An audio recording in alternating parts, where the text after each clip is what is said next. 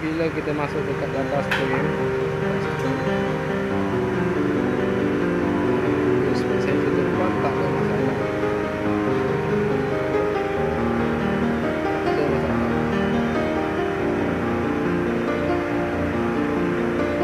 Try clear the photo.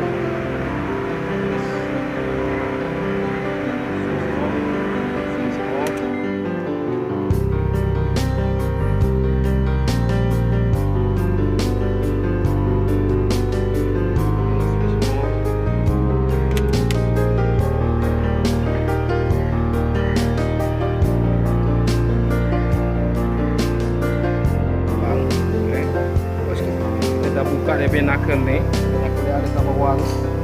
Okey. Sebelum ni memang dah ada kesan buka dah skru ni. Dia dah kesan ketuk ada. Okey. So dia punya thread dalam pun dah haus dah. Sini pun ada. Kita cuba dulu lah, kalau boleh ikat lagi kita tukar nut lain. Boleh ikat tak kita pakai balik. Tapi kalau dah tak boleh ikat, memang kena tukar sebatang thread. Okey. Bak bearing tu, bearing dia memang